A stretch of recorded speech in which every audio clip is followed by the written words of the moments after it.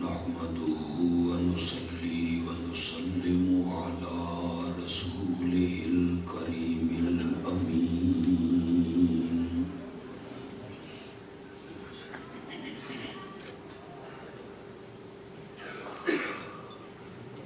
وعلى آله وأصحابه أجمعين.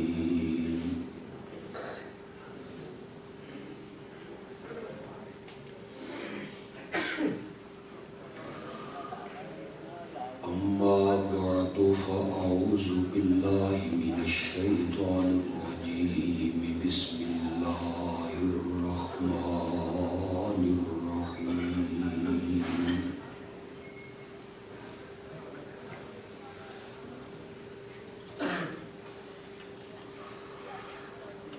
إن هذا القرآن يهدي للتي هي أقوم.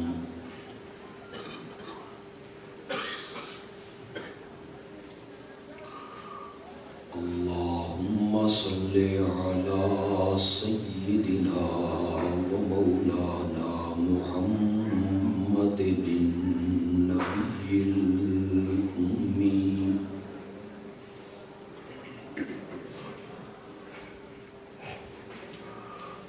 وعلى آله وأصحابه وأزواجه وأهل بيته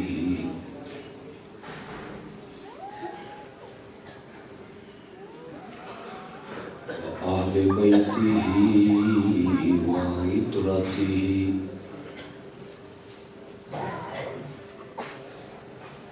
وبارك وسلم ثم صل عليه.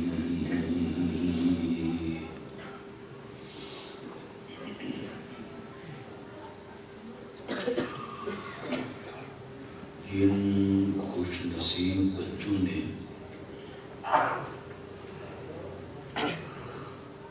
یہاں قائم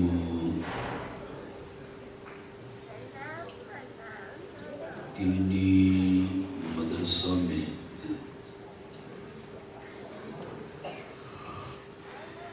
قرآن کی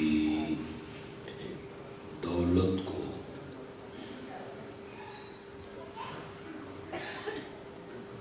اپنے سینوں میں محفوظ کیا، سب سے پہلے تو ان بچوں کو، ان کے والدین کو، رشتہ داروں کو مبارکباد پیش کروں گا، اور ان بچوں کے لیے ہم سب دعا کریں گے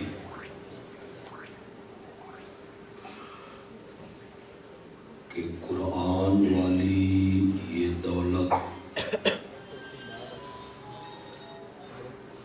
جو ان کے سینوں میں محفوظ ہوئی، اللہ اپنی رحمت سے زندگی کے آخری سانس تک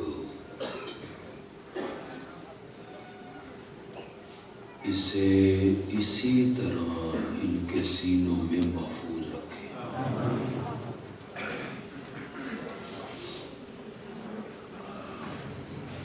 قرآن کا حفظ کرنا، یاد کرنا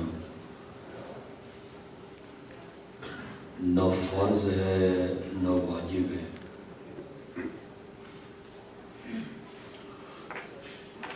اگر کسی شخص نے قرآن حفظ نہیں کیا،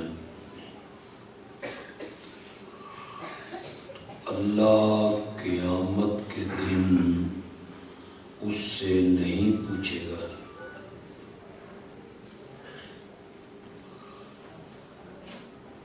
کہ تم نے قرآن حفظ کیوں نہیں کیا۔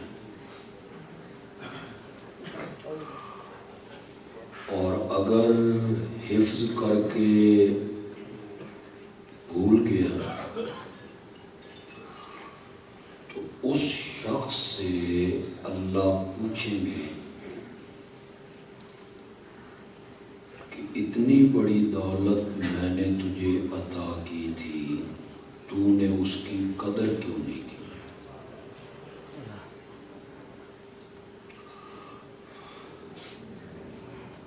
علماء اور حفظ کے اساتذہ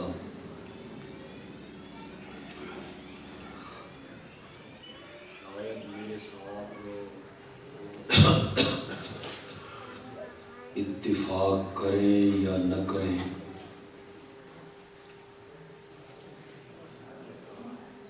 میں حافظ اسے نہیں مانتا جسے پگڑی بندھوائی گئی،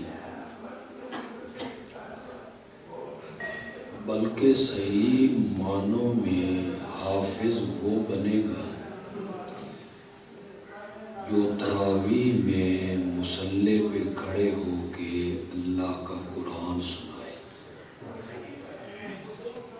وہ ہے اصل حافظ۔ اللہ ان بچوں کی قسمت میں کر دے کہ یہ بڑے ہوں تو یہ تراویح میں اللہ کے قرآن سنانے کی سعادت حاصل کریں۔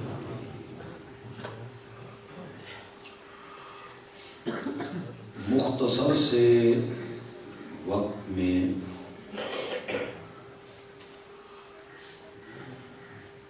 یہ عرض کروں گا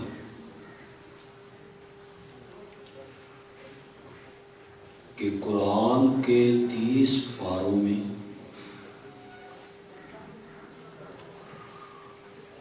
اور 114 سورتوں میں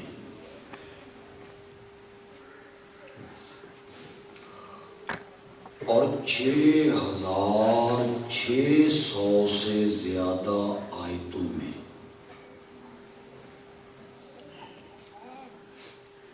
اللہ نے جس مسئلے کو سب سے زیادہ بیان کیا ہے وہ مسئلہ توحید ہے۔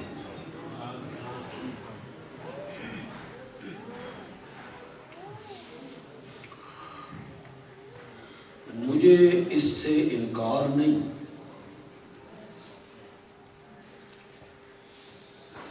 کہ اللہ نے قرآن میں اپنے نبی کی ختم نبوت کو بھی بیان کیا ہے۔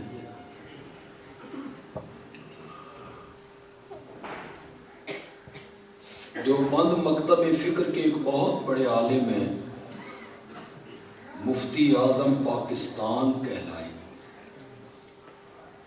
حضرت مولانا مفتی محمد شفیع رحمت اللہ، انہوں نے ختم نبوت کے عنوان پر ایک کتاب لکھی اور اس موضوع پر قرآن کی 100 آیتیں پیش کی۔ آپ کو میری بات سمجھ آئی؟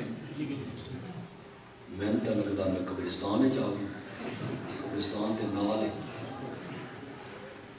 میں نے ایک عالم کی بات کی، اس نے 100 آیتیں ختم نبوت پہ تحریر کی، اور تسی نہیں بیٹھے ہو سمم بکمن عمین، کوئی سبحان اللہ، کوئی بات کرو یار۔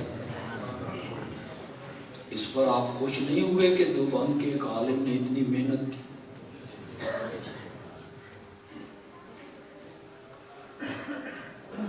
مجھے اس سے انکار نہیں ہے کہ ختم نبوت کے مسئلے کو اللہ نے قرآن میں بیان کیا، پہلے پارے میں کی، اس کی دوسری سورت میں کی، والذین یؤمنون بما انزل الیک وما انزل من قبلک۔ متقی اور مومن وہ لوگ ہیں جو اس وحی کو مانتے ہیں جو آپ کی طرف اتاری گئی، اور اس وحی کو مانتے ہیں جو آپ سے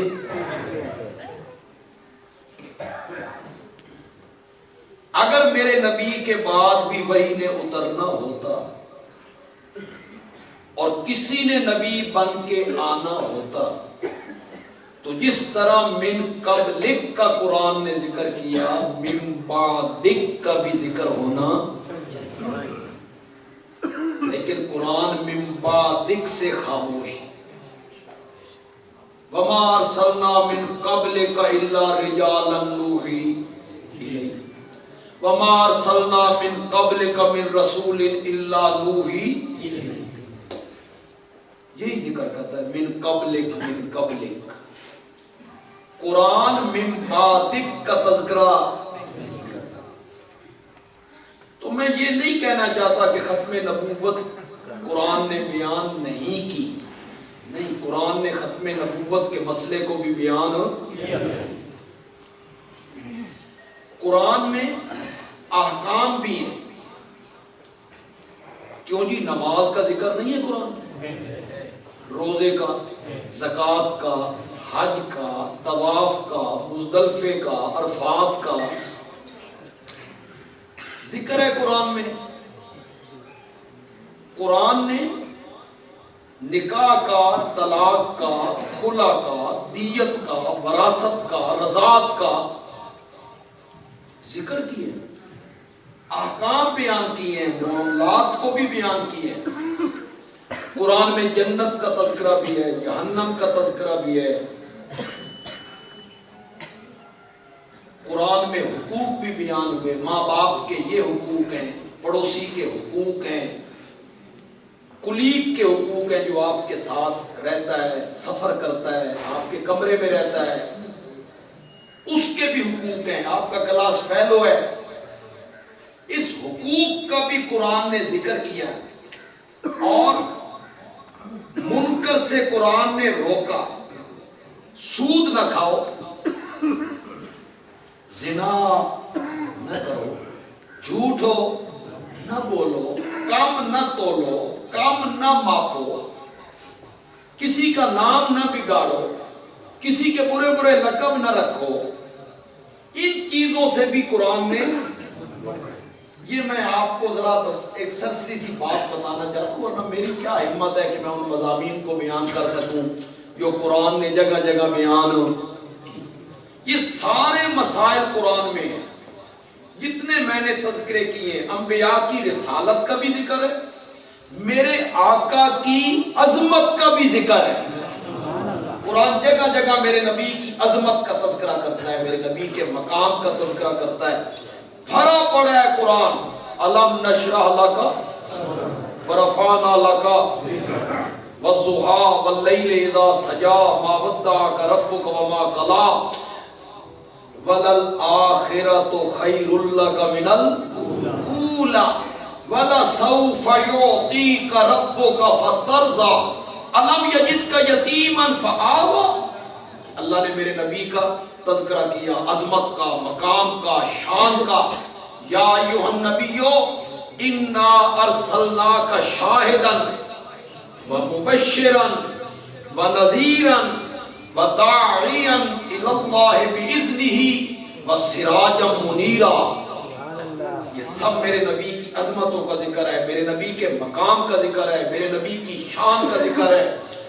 انبیاء کی شان بھی بیان کی، مختلف نبیوں کی شان بیان کی۔ ان ابراہیم کان امۃ قانتا للہ حنیفا ولم یک من یہ حضرت ابراہیم کا تذکرہ کیا۔ دوسرے انبیاء کی تعریفیں کی، حضرت یوسف کا بڑی تفصیل کے ساتھ قرآن نے ذکر کیا، حضرت یونس کا ذکر کیا، ان کا مچھلی کے پیٹ میں چلے جانے کا ذکر کیا، ان کی کشتی کا ذکر کیا، ان کی پکار کا ذکر کیا۔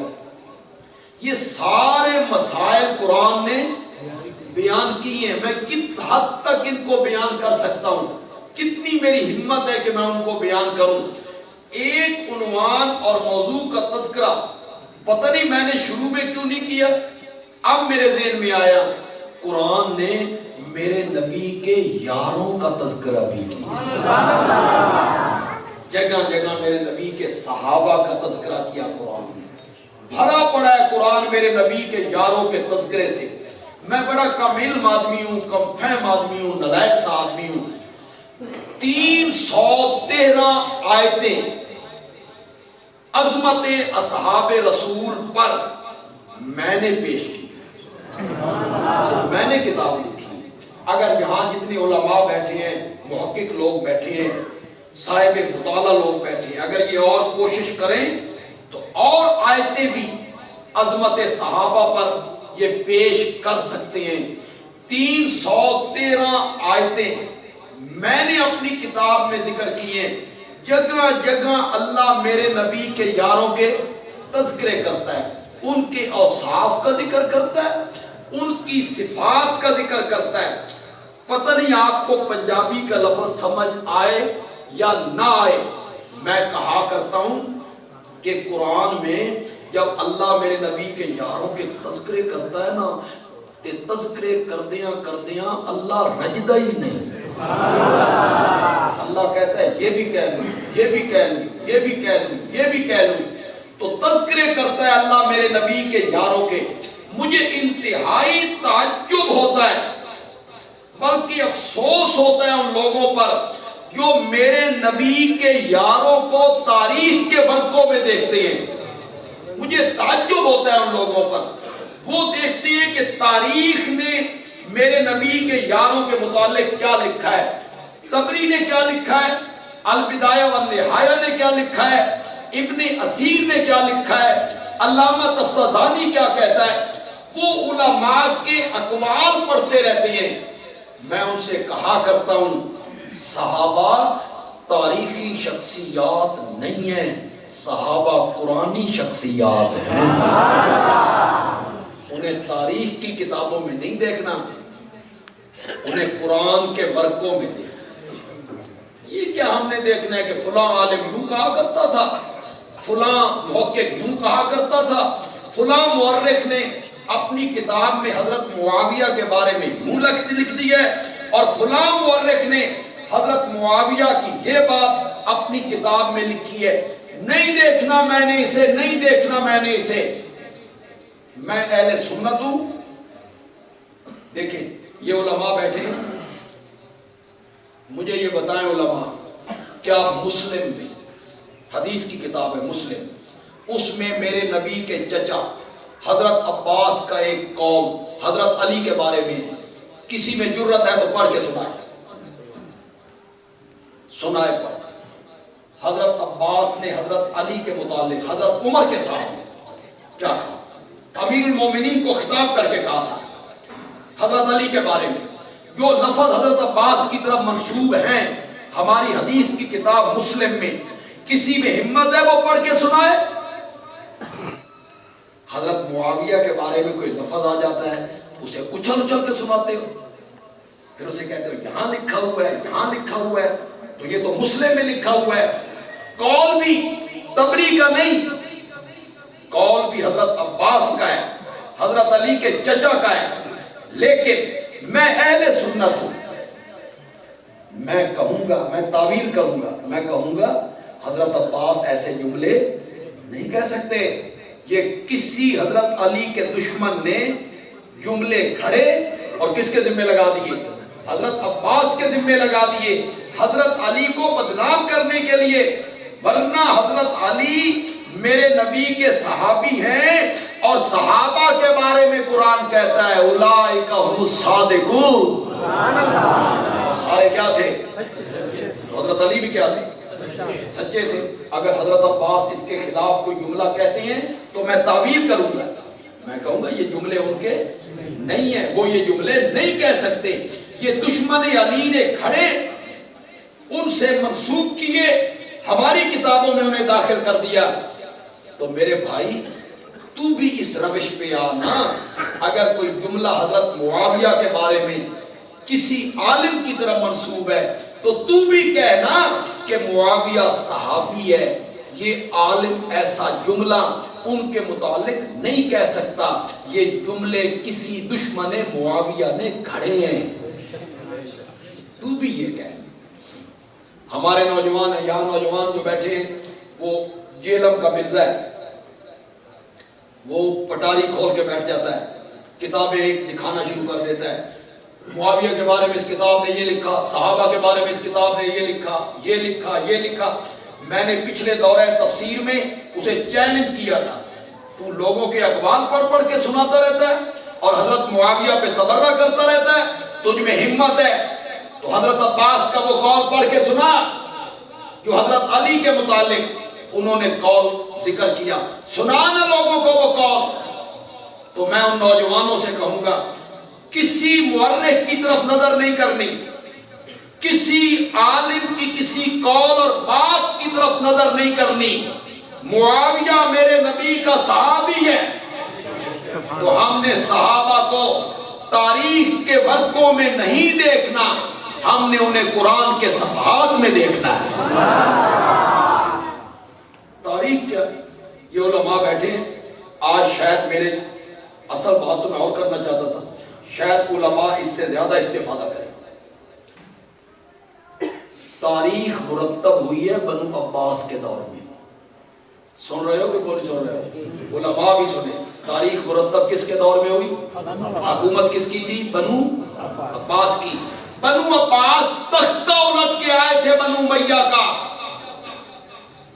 بنو عباس تختہ الٹ کے آئے تھے بنو امیہ کا. جو حکومت پہلی حکومت کا تختہ الٹ کے آئے وہ اس پہلی حکومت کی تعریفیں کرتی ہے یا برائیوں کا تذکرہ کرتی ہے؟ بولتے کیوں نہیں ہو؟ تو انہیں گل چنگی نہیں لگی. اللہ دی قسم ہے آج بازار گونگلو مانگے ہو نا، گونگلو عمران خان آتا نواز شریف دی وجہ تو نہیں کہتے. گونگلو مانگے ہو پچھلی حکومت، بجلی مہنگی پچھلی حکومت، پیٹرول مہنگا سارا پچھلی حکومت پہ ڈالتے ہیں. کسی خوبی کا ذکر کرتے ہیں؟ کرتے ہیں کسی خوبی کا ذکر؟ بھئی خوبیاں بھی تو بندے میں ہوتی ہیں نا، برے بندوں میں کوئی خوبیاں بھی تو ہوتی ہیں نا. حسن عبدال سے مانسیرے پہنچنے کے لیے 4 گھنٹے لگتے تھے، 55 منٹ لگتے ہیں. خوبیاں بھی تو ہوتی ہیں نا کسی بندے میں، لیکن کوئی ذکر کرتا ہے؟ یہ حکومت ذکر کرتی ہے؟ نو. جو حکومت پہلی حکومت کا تختہ الٹ کے آئے وہ پہلی حکومت کی خوبیوں کا تذکرہ نہیں کرتے، ان پر پردے ڈالتے ہیں، خامیوں کا ذکر کرتے ہیں.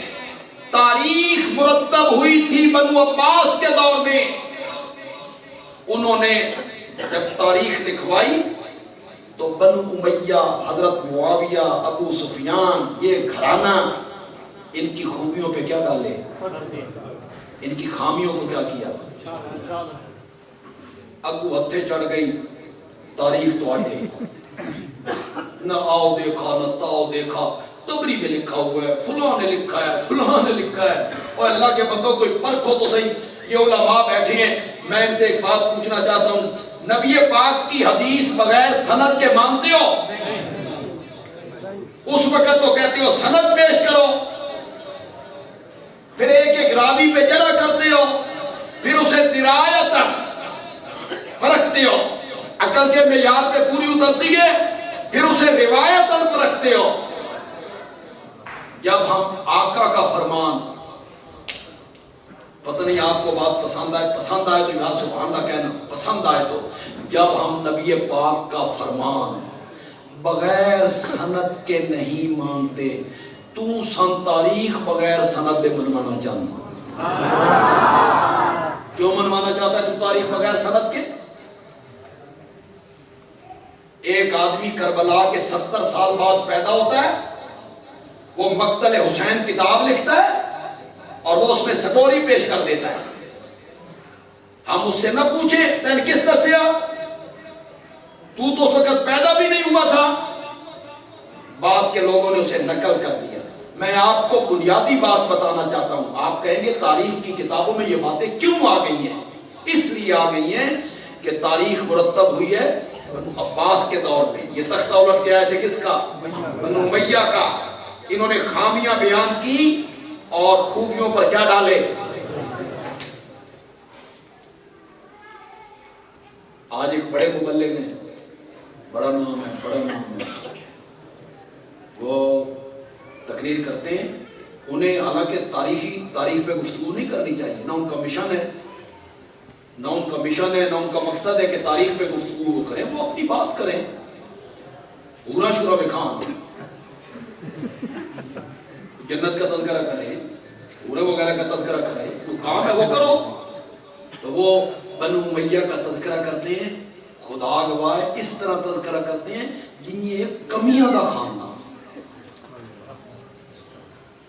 اس خاندان کی وقت ہی کوئی، اس خاندان کی خدمات ہی کوئی. جتنے علماء یہاں بیٹھے ہو اور پڑھے لکھے لوگ بیٹھے ہو، دل پہ ہاتھ رکھ کے کہو میرے پیارے پیغمبر کی 4 بیٹیاں تھیں، میرے پیغمبر نے 1 بیٹی ہاشمیوں کو دی تھی، 3 بیٹیاں بنو امیہ کو دی تھی. جی ہے کہ کوئی نہیں؟ بولتے کیوں نہیں ہو؟ ابو العاص کون تھے؟ بنو امیہ. حضرت عثمان کون تھے؟ حضرت عثمان بھی بنو امیہ. 3 بیٹیاں بنو امیہ کو دے دی، اور حضرت عثمان جیسا داماد. بیٹیوں والوں اور بدقسمتی سے ایسی بیٹیوں والے ہو کہ داماد چنگا نہیں لگے. بیٹی تنگ ہے، روتی ہوئی گھر آ جاتی ہے، اور باپ پریشان ہے کہ میں نے رشتہ تو کیا، داماد اچھا نہیں ملا. وہ لوگ ذرا میری اس گفتگو کو سنیں گے تو انہیں جلدی سمجھ آئے گی. جب حضرت عثمان کی دوسری اہلیہ کا انتقال ہوا نا، تو میرے آقا نے فرمایا عثمان میری 100 بیٹیاں ہوتی اور مرتی چلی جاتی، میں 100 کی 100 بیٹیاں تیرے نکاح میں دیتا چلا. یہ کون سسر کہہ سکتا ہے جس نے سینے میں داماد نے تھڈ پائی ہو؟ سسر کہے کہ تیرے جیسا داماد مجھے نہیں ملتے. وہ بنو امیہ. مدینے میں کنواں خرید کے وقف کرنے والا کون ہے؟ بنو امیہ. مسجد نبوی کی جگہ فراغ کر کے دینے والا کون ہے؟ بنو امیہ. لیکن تاریخ مرتب ہوئی نا، ان پر پردے ڈال دیے گئے تاکہ لوگوں کو پتہ نہ چلے. آج تک حضرت معاویہ کی والدہ کو حضرت ہند رضی اللہ تعالی آج تک رگیدا جاتا ہے، آج تک برائی کے ساتھ ان کا ذکر کیا جاتا ہے. انہوں نے عہد میں یہ کیا، یہ کیا، یہ کیا، یہ کیا، یہ کیا. علماء یہاں بیٹھے ہوئے علماء کرام، کبھی اس پر توجہ تو کیا کرو، خدا کے لیے توجہ تو کیا کرو. حضرت حمزہ کا قاتل وحشی مسلمان ہو کر میرے نبی کی خدمت میں آیا، کلمہ پڑھا. میرے نبی نے ان سے کیا کہا تھا؟ میرے سامنے نہ آیا کرو، میرے پیٹھ کے پیچھے بیٹھا کرو. تم سامنے آتے ہو تو مجھے چچا یاد آئے. یہ واشی تو قتل کیا. ہند کے بارے میں تو پتہ نہیں تم کیا کچھ کہتے رہتے ہو. سنو، کیا یہ بخاری میں نہیں ہے کہ جب ہند آئی، یہ لفظ ہند ہے، عام طور پہ ہندا پڑھا جاتا ہے، ہند آئی نا، انہوں نے نکاح کیا ہوا تھا. میرے آقا کے سامنے آئی نا، نکاح الٹ دیا. محرم تھی نا، میرے نبی کی ساس ہے نا، میرے نبی ان کے داماد ہیں. یہ ام حبیبہ کی والدہ ہے نا، پردہ تو کرنا نہیں تھا. ساس جو تھی، نکاح الٹ دیا. علماء کرام بولو، لوگوں کو بتاؤ. میرے نبی نے جب دیکھا کہ ہند ہے، آپ نے فرمایا مرحبم بیکے. واشی کو کیا کہا؟ اگر ہند کا بھی یہ کردار ہوتا، اسے کہا میرے سامنے نہ آیا کر، اسے کہا مرحبم بیکے، خوش آمدید، جی آئین بخیر راگ. مرحبا بیکا یہی معنی. کہ مرحبا. واشی آیا تو کہا میری پیٹھ کے پیچھے آیا کرو. ہند آئی تو کیا کہا؟ خوش آمدید کہا. بخاری میں نہیں ہے. آگے سنو، آج تک کسی نے بیان نہیں کیا ہوگا. بندیالوی بدنام تو بڑا ہے، لیکن بندیالوی بغیر دلیل کے بات نہیں کرتا. بخاری حوالہ دے رہا ہوں بخاری کا. کتاب کون سی ہے؟ بخاری. کچھ شرائط پہ بیعت ہوگی، یہ نہیں کرو گی، یہ نہیں کرو گی، یہ نہیں کرو گی، یہ نہیں کرو گی. بیعت ہوگی. جب بیعت ہوئی تو ہند نے ایک جملہ کہا، سنا ہوں آپ.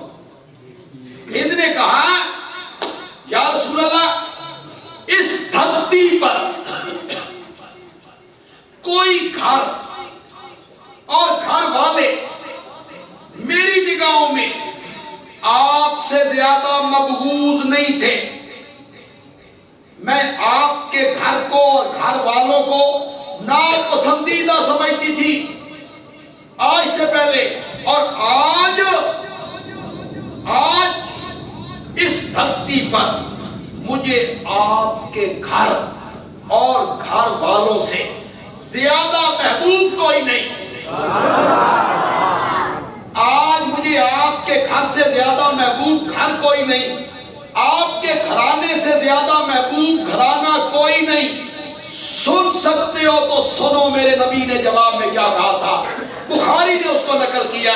میرے نبی نے یہ سن کے ہند کو کہا، والذی نفس محمد بیدہ وایضا، مجھے قسم ہے اس ذات کی جس کے قبضے میں میری جان ہے، میرا بھی تیرے گھرانے کے متعلق یہی خیال. اٹھاؤ بخاری. گالیاں دینی آسان ہے، کردار کشی کرنی آسان ہے، حقائق کو بیان کرنا بڑا مشکل ہے. تو صحابہ تاریخی شخصیات نہیں ہیں. کون شخصیات ہیں؟ قرآنی شخصیات ہیں. ہم نے صحابہ کو کس تاریخ کے بلبوتے پہ ناچتے پھرتے ہو؟ علماء کرام، کیا طبری نے حضرت داؤد پہ حملہ نہیں کیا؟ نہیں کیا. پھر میں طبری کو مان لوں کہ گھر کی چھت پہ چڑھے اور پڑوس میں نظر پڑی تو وہ عورت پسند آ گئی، ایک پیغمبر کے بارے میں لکھتا ہے، اس کو مان لوں. خود نبی پاک کے بارے میں کہتا ہے زینب کے گھر گئے. آگے میں کیسے بیان کروں اس کو؟ طبری کی بات میں مان لوں. انبیاء کی کردار کشی ہوتی رہے؟ نہیں. انبیاء معصوم عن الخطا والعصیان ہوتی ہے. میں اس معاملے میں طبری کی بات ماننے کے لیے تیار نہیں. کس تاریخ پر ناچتے پھرتے ہو بھائی؟ تاریخ میں لکھا ہوا. ایک بڑے عالم ہوئے، انہوں نے ایک کتاب لکھی اور ہم ان کے ماننے والوں سے کہتے ہیں کہ یہ دیکھو آپ کے رہبر نے کیا لکھا ہے. وہ کہتے ہیں نیچے حوالہ بھی تو لکھا ہوا ہے، کتاب کا حوالہ بھی تو دیا ہے. میں نے کہا عقل گھاس چرنے چلی گئی تھی؟ عقل کے معیار پہ تو تولو نا. ذرا وہ سنیے گا کیا لکھتے ہیں، ذرا سنیے آپ کو پتا چلے تاریخ کیا ہے. لکھتے ہیں حضرت عثمان کا ایک گورنر تھا، شراب پیا کرتا. تنقید کرنا چاہتے تھے نا حضرت عثمان پر. شراب پیا کرتا، شراب پی کے نماز پڑھاتا تھا. آگے سنو، آگے میں بالکل انہی کے لفظوں میں بول رہا ہوں. ایک دن صبح کی نماز پڑھائی، 2 کی بجائے 4 رکعتیں پڑھا. شراب جو پی رکھی تو سلام پھیر کے مقتدیوں کی طرف منہ کر کے کہتے ہیں اور پڑھاؤں؟ انہوں نے آگے 4 پڑھائیاں لے اور کیا پڑھانی ہے. وہ شراب پیتے تھے، 4 رکعتیں پڑھاتے تھے صبح کی. سچی سچی بات کرو، یہاں جو شہری آئے ہو، علماء تو نہیں، علماء تو جانتے ہیں، جو شہری آئے ہو سچی سچی بات کرو. آپ صبح کی نماز پڑھنے آئیں، یہاں مولانا نماز پڑھائیں، مولانا غلطی سے تیسری رکعت کی طرف کھڑے ہو جائیں، تسی بھی کھلو جاؤ گے؟ نہیں. یہ تیسری پڑھائیں تو تیسری پڑھ لو گے، یہ چوتھی پڑھان تسی چوتھی پڑھ لو گے. واہ کیا بات ہے، امام نے شراب پی رکھی تھی، اس نے تیسری پڑھائی، مقتدیوں نے تیسری پڑھی، اس نے چوتھی پڑھائی، مقتدیوں نے چوتھی پڑھی۔ میں کہ حضرت اس تو پتہ لگیا بھئی شراب صرف امام نہیں سی پیتی،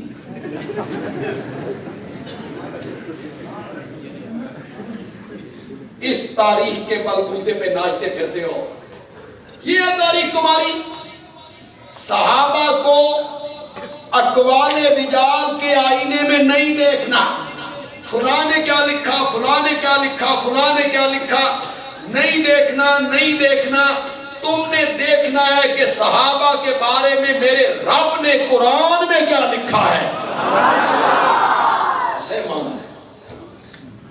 معاویہ اگر صحابی ہے نا، یا تو صحابی نہ مانو، چلو جان چھڑاؤ اپنی، نہ مانو، کہو وہ صحابی نہیں تھا، پھر ہم تم سے اور لہجے میں بات کریں گے۔ اور اگر وہ صحابی ہے،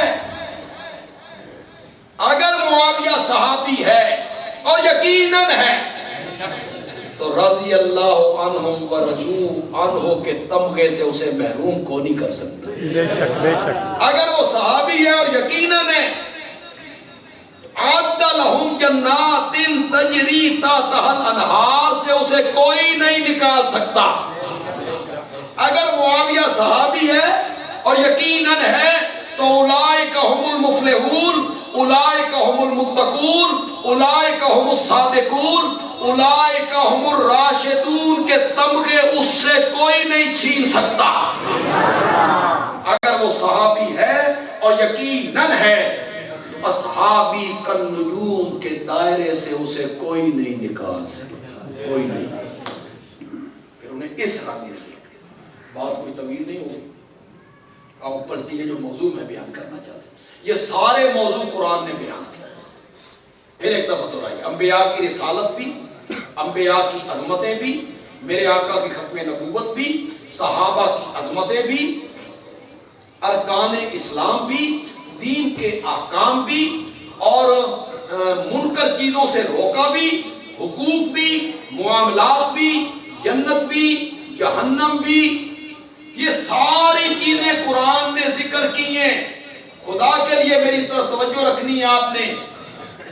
حضرت شیخ القرآن مولانا غلام اللہ خان رحمت اللہ علیہ، جو رئیس المفسرین مولانا حسین علی الوانی رحمت اللہ علیہ کے مائع ناز شاگرد تھے اور تفسیر میں میرے استاد تھے، وہ فرمایا کرتے تھے یہ سارے مضمون قرآن میں رب نے بیان کیے ہیں۔ 114 صورتیں ہیں، 114 صورتیں، ان میں یہ سارے مضمون قرآن نے بیان کیے ہیں، مگر 114 صورتوں میں سے 80 صورتیں اللہ نے مسئلہ توحید کے لیے وقف کر دی۔ 80 صورتوں میں ایک ہی آواز لگ رہی ہے، لا الہ الا اللہ۔ آپ مکی صورتیں پڑھیں جو ہجرت سے پہلے اتری ہیں، ان میں کوئی حقوق کا، نماز کا، روزے کا، حج کا، زکوٰۃ کا کوئی ذکر نہیں۔ اس میں ایک ہی ذکر ہے، خالق میں ہوں، مالک میں ہوں، رازق میں ہوں، محیی میں ہوں، مدبر میں ہوں، زمین میں نے بنائی، آسمان میں نے بنایا، چاند، ستارے، رات، دن، ہوائیں، بارش، بادل، اولے، ذکر کرتا ہے اللہ۔ جگہ جگہ ان چیزوں کو اللہ نے ذکر کیا، اور 80 صورتیں میرے رب نے مسئلہ توحید کے لیے وقف کر دی۔ اور قرآن کے نزول کا مقصد بھی یہی مسئلہ ہے۔ کوئی مانے یا نہ مانے اس کی اپنی مرضی ہے، ورنہ قرآن پڑھتے چلے جائیے۔ سورۃ زمر پڑھیے، حامیم مومن پڑھیے، سورۃ ہود پڑھیے، سورۃ بقرہ پڑھیے، آپ پر یہ بات واضح ہو جائے گی کہ قرآن کے نازل ہونے کا مقصد اس مسئلے کو منوانا تھا، لا الہ الا اللہ۔ میں صرف ایک آیت آپ کے سامنے رکھتا ہوں، تھک تو نہیں گیا؟ میں صرف ایک آیت آپ کے سامنے رکھتا ہوں۔ یہ سورۃ ہود ہے۔ سورۃ ہود کی ابتدا ہو رہی ہے، کتاب احکمت آیاتہ ثم فصلت من لدن حکیم خبیر جن لوگوں نے ہماری طرف پہ دورہ تفسیر پڑھا ہے وہ تو میری بات کو جلدی سمجھ جائیں. جنہوں نے حضرت شیخ کی طرف پہ دورہ تفسیر نہیں پڑھا وہ ذرا غور کر لیں. یہ جو کتاب احکمت آیاتہ ثم فصلت من لدن حکیم خبیر، اس کو ہمارے حضرت کہتے ہیں تمہید. کہ اللہ ابتدا میں کیا مانتے ہیں؟ کس مقصد کے لیے؟ برائے ترغیب. برائے ترغیب، یہ تو سمجھ آئے کہ کون نہیں سمجھ آئے؟ یعنی رغبت دلانے کے. کیا دلانے کے؟ رغبت دلانے کے، شوق پیدا کرنے. جیسے خطیب تقریر کرتا ہے نا تو کوئی اہم بات کہنا چاہتا ہے نا، کہتا ہے غور کرنا میں بڑی اہم بات کرنے لگا ہوں، یہ غور سے سننی ہے. اللہ تعالیٰ وہ بات بیان کرنا چاہتے ہیں نا تو شروع میں اللہ تمہید باندھتے ہیں. یہ معمولی کتاب نہیں، اس کان سے سنو اس کان سے باہر نکال دو نہیں، تم نے دیکھنا ہے اس کو بھیجنے والا کون ہے. متکلم جتنا اونچا ہوتا ہے اس کے کلام میں اتنا. یہ ہمارے جلسے ہوتے ہیں، اجتماعات ہوتے ہیں، غیر معروف خطیب یعنی اتنے مشہور نہیں ہوتے، معروف نہیں ہوتے، وہ تقریریں کرتے رہتے ہیں، لوگ سنتے ہیں، ادھر پھر رہا ہے ادھر، وہ موتی بکھیر رہا ہے، وہ اچھی تقریر کر رہا ہے، موتی بکھیر رہا ہے، لیکن نام بڑا نہیں نا، سنتے ہی نہیں. جو ہی کوئی بڑا خطیب آیا سارے لوگ پنڈال میں کیا ہو گئے؟ پیچھے بھاوے چغلا مار. سبحان اللہ. کیوں؟ متکلم جتنا اونچا ہوتا ہے اس کے کلام میں اتنا ہی اثر ہوتا ہے. کیسے ہے جی؟ وہ کلام الملوک ملوک الکلام، بادشاہوں کا جو کلام ہوتا ہے نا وہ کلاموں کا بادشاہ ہوتا ہے. آپ میں سے کسی کو 65 کی جنگ یاد؟ بولنا تو تسی نہیں، اگر تسی آکھو بے یاد ہے تو عمر بڑی لگ جائے گی. ورنہ کئی لوگ مجھے نظر آ رہے ہیں جنہیں یاد ہے، میں تو نہیں بتاؤں گا کہ مجھے یاد ہے کہ نہیں. 65 کی جب جنگ ہوئی نا، ایوب خان صدر تھا. ایوب خان نے ریڈیو کے ذریعے خطاب کیا. اس وقت ریڈیو ہوتے تھے اور کوئی چیز نہیں ہوتی تھی، ٹی وی وغیرہ کوئی چیز نہیں، ریڈیو. اور ریڈیو بھی ہوتے تھے پانوں والی دکانیں، ہوٹل، ان پہ ہوتے. وہ بھی ہوتے تھے بجلی سے چلنے والے، ایڈے ایڈے بڑے، آواز گھٹ نکلتی تھی، بھاں بھاں زیادہ ہوتی تھی، بھاں بھاں کرتے رہتے. ایوب خان نے 5 منٹ تقریر، صرف 5 منٹ، پورے ملک میں آگ لگا. لاہور کے نوجوان ڈنڈے لے کر واگا بارڈر کی طرف بھاگنے لگا. اتنا جذبہ پیدا. کیوں؟ صدر بول رہا ہے. انہوں تو خیر صدر بھی بولتے رہتے، کوئی بھی نہیں ہوتا، بس بولتے رہتے، کوئی سنتا ہی نہیں. ایوب خان نے ایک جملہ کہا، ایوب خان نے ایک جملہ کہا. ایوب خان نے کہا ہمارا بزدل دشمن نہیں جانتا اس نے کس قوم کو للکارا، جن کے دلوں میں لا الہ الا اللہ محمد الرسول اللہ کی شمع روشن ہے.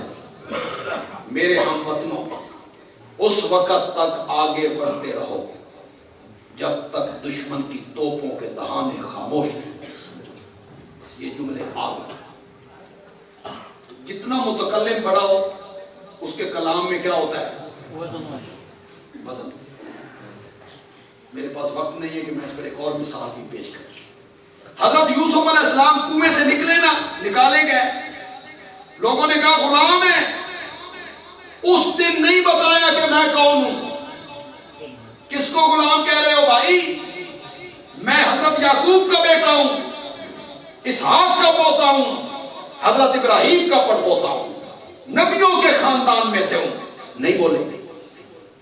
مصر کی منڈی میں بک گئے، بولی لگی کتنے کا لوگ ہے بھائی؟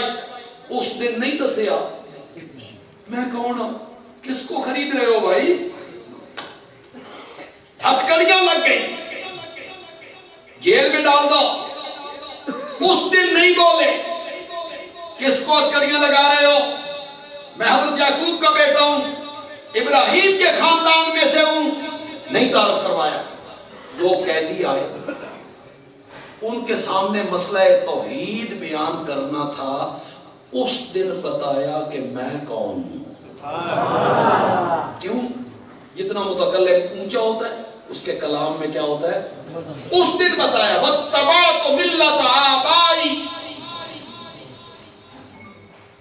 ابراہیم واسحاق ویعقوب ما کان لنا ان نشرک باللہ من شیء ما کان ما یجوز ما ینبغی، ہمیں لائق نہیں، ہمیں مناسب نہیں۔ جو ٹھیٹھ پنجابی جاننے والے ہیں وہ ذرا لطف لیں، مولانا حسین علی پنجابی میں معنی کرتے ہیں سن ایک گل ڈھکتی نہیں،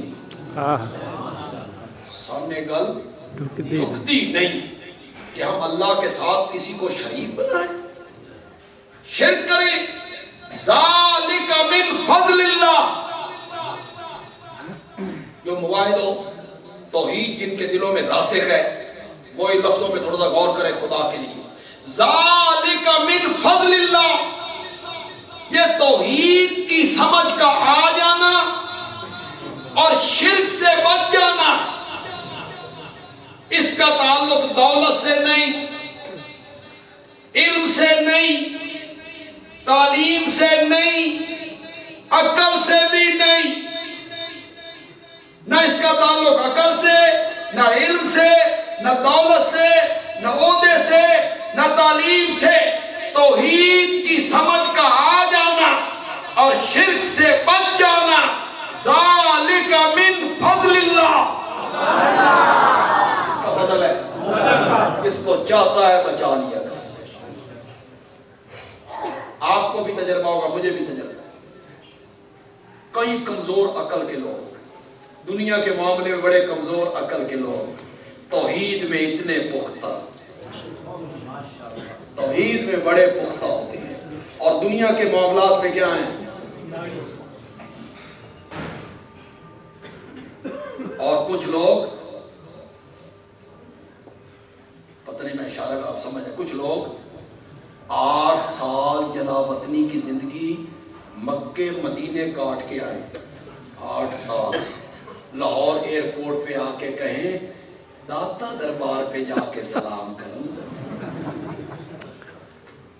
اس کا تعلق دولت سے، علم سے، عہدوں سے، وزارتوں سے نہیں ہے۔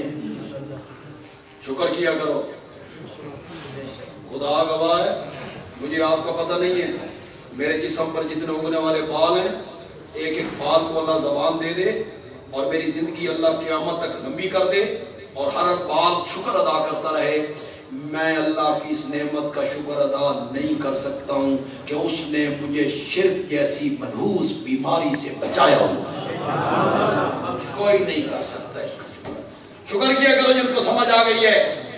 ذالک، متکلم جتنا اونچا ہوتا ہے اس کے کلام میں اتنا ہی اثر ہوتا ہے، لہذا اللہ سورتوں کے شروع میں حامی مومن پڑھے، زمر پڑھے۔ سورت کے شروع میں اللہ کہتے ہیں یہ کتاب کس کی طرف سے اتاری گئی ہے، اس کی یہ صفت ہے، یہ صفت ہے، یہ صفت ہے، یہ صفت ہے۔ اور کبھی کبھی اللہ اپنے نبی کو بھی شامل کر لیتے ہیں۔ سورت ابراہیم کے شروع میں کیا کہا؟ کتاب انزلناہ الیک، کتاب انزلناہ الیک۔ وہاں اللہ بتانا چاہتے ہیں اس کتاب کو معمولی نہیں سمجھنا، پہلے یہ دیکھنا ہے بھیجنے والا کون ہے، پھر یہ دیکھنا ہے جس پر اتری ہے وہ کون ہے۔ اللہ تمہید مانتے تاکہ لوگ راغب ہوں، لوگ غور سے اس کی بات کو سنیں۔ احکمت آیاتہ، اس کتاب کی آیتیں بڑی محکم ہیں، مضبوط۔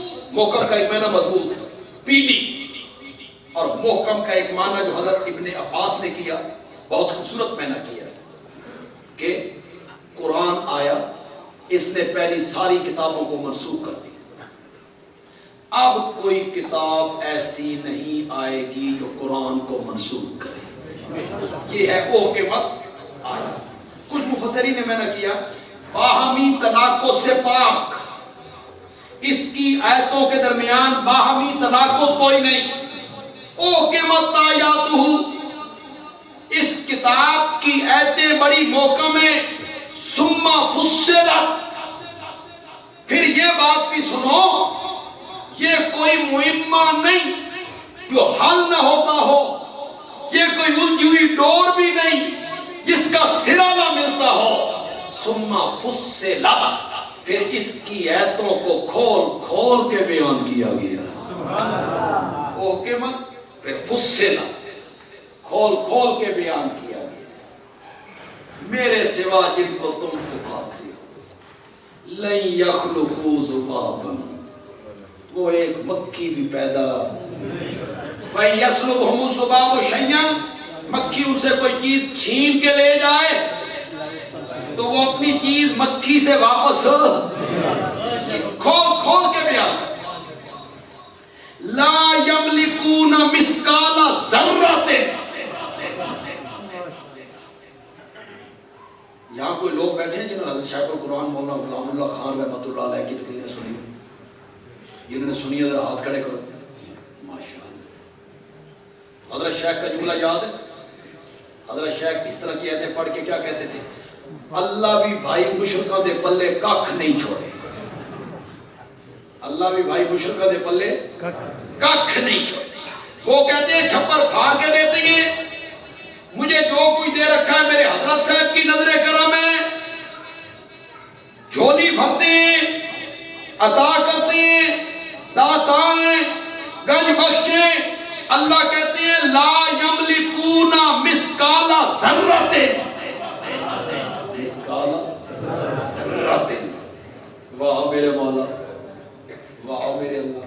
اللہ دی قسم ہے اگر ذرہ عربی دا لفظ ہونا ذرہ تے سمجھانا پہ جانا کسی پٹھان، اللہ دی قسم ہے پہ بخش جانا. ہم چھوٹا سا تنکا اٹھاتے زمین سے، چھوٹا سا، ہم کہتے خان صاحب اس کو ذرہ کہتے ہیں، یہ ذرہ ہوتا ہے. تو خان صاحب کھوچے ہمیں تو کچھ سمجھ نہیں. یہ ذرہ ہوتا عربی دا لفظ سمجھانا پہ جانا کسی پنجابی جٹ نو، ہم کہتے بابا یہ ہوتا ہے ذرہ. تو وہ جٹ کہتا من تک کک سمجھ نہیں. مولا قربان جاؤ کیسا لفظ بولا ہے. عربی میں بھی ذرہ، فارسی میں بھی ذرہ، اردو میں بھی ذرہ، پنجابی میں بھی ذرہ، ہندی میں بھی ذرہ، سندھی میں بھی ذرہ، گجراتی میں بھی ذرہ، پشتو میں بھی ذرہ. اللہ فرمایا کسی نے سمجھان کی ضرورت ہی نہ ہو، ہر ایک کو پتہ ہو ذرہ کیا ہوتا ہے. لا یملکون مثقال، اس کی آیتیں کھول کھول کے بھی. یہ کوئی الجھی ہوئی ڈور نہیں ہے، سمجھنا ہے. عیسائیوں کو اللہ نے سمجھایا ہے عیسیٰ الہ نے، اس پر اللہ نے دلیل کیا دی، ذرا دلیل سنیے.